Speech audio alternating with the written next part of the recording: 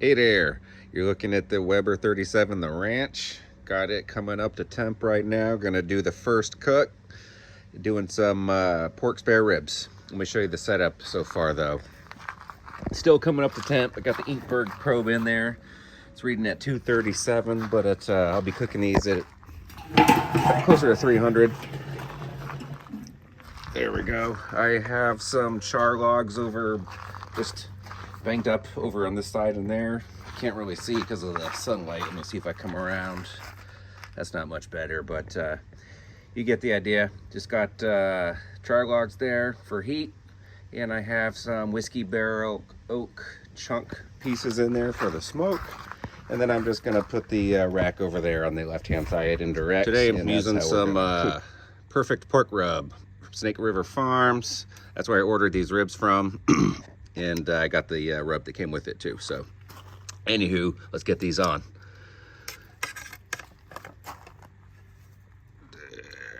They are so tender, they're already bendy. Whoop. Let's get that on right there. Let's put it way over there, as far away as possible. Just we have all that real estate there. Look at that. All right, we'll come back, check on this from time to time, and see how this does for the first cook on the Weber Ranch Kettle 37-inch. All right, it's been an hour, so let's take a look. That's the 1 hour mark. Pretty good. Looking very good. I'm opening it up now just because the temperature dropped 6 degrees, so I'm just going to add some more char logs onto there. I know that'll last a while, and I really don't want to open this lid unless I have to, because it lets all the heat out. So anyways, going to add a couple logs and I'll be back. Open. These are the char logs I'm using. Really liking these over briquettes. Very clean burn. No smoke really. Which, if you're trying to smoke something, looks like I need to add some more oak to that. Whoops. Let me get my hand in there and get that very carefully. All right, cool. That'll keep it going. So let me add some more oak real quick. Okay. There we go. There we go. There we go. All right. That'll buy us plenty of time, I think. Let me get this lid closed up. And also I have all vents open, the only one on the top, and all 3 bottom vents are wide open and always have been. Let me get this closed. The highest it got so far was 289, which is pretty good. First time gauging how much a basket of char logs I'll do. All right, we'll be back later on. All right, time to add a couple more pieces of chunk. I need to use bigger pieces of this, so I'm gonna have to open this whole lid up the entire time. Oops. Temperature was also getting up there too, so I had to close the dampers down. Let's get in for a look. Check that out. That's about 2 hours.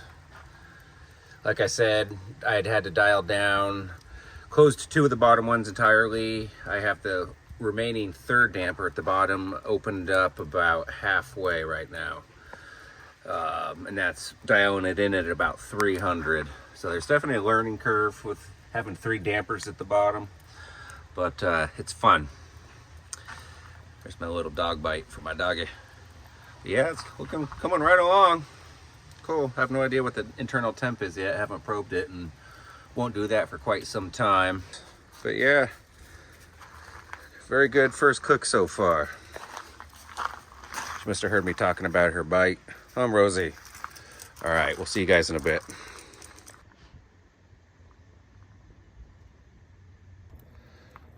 All right, guys, we're coming in for the 3 hour mark, so I just want to take a quick temp probe, see where we're at.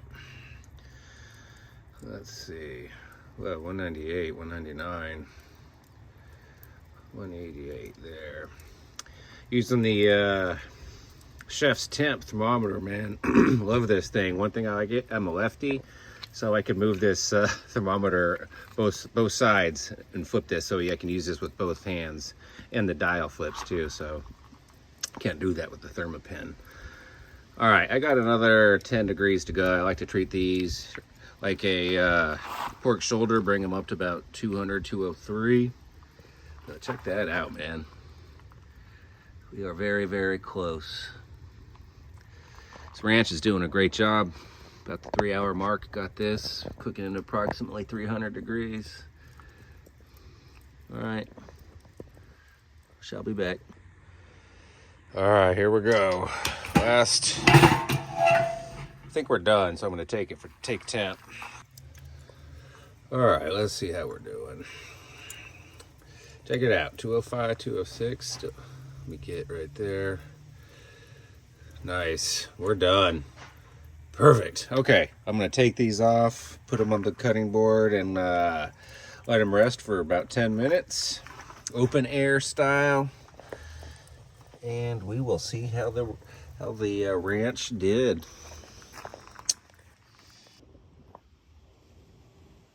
Check that out. It's resting on the cutting board. Just had to show you guys, man, just how glorious this rack of spares look. If I didn't mention, this is Kurabuta pork, American Kurabuta, the Japanese breed of pork, bred for its flavor, not its yield. That's why this is not a massive sized rack of spares. Cool. Okay, let's cut into this. See how we did. Man, this is so tender. Look at that. Okay, not quite breaking. Kind of surprised. Ooh, that's hot. At the 205, 206 mark that I took these off. But there, let's see. Can you see that? Let me make sure I'm getting that in.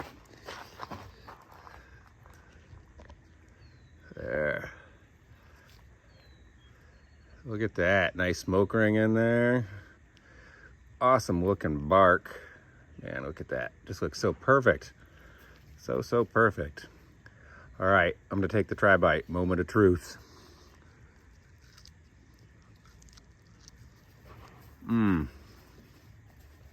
Took 3 bites. Wow, that is good. Man, there's some heat to that Snake River Farms rub. Woo! Sweet and heat, best way to describe it. Wow, that is good. Oh my lordy lordy. Wow. Let's see. Look at that. Very nice. Man, these turned out perfect. As usual. But not too bad for the first cook on the ranch. There is a learning curve for the dampers. I think I might have it dialed in though. But look at that coloring. All right, guys. Well, I appreciate it. Thanks for tuning in. Gabagoo Barbecue. We'll see you next time. Later. Man, I'm just coming back to say again, this is just so damn juicy. Wow.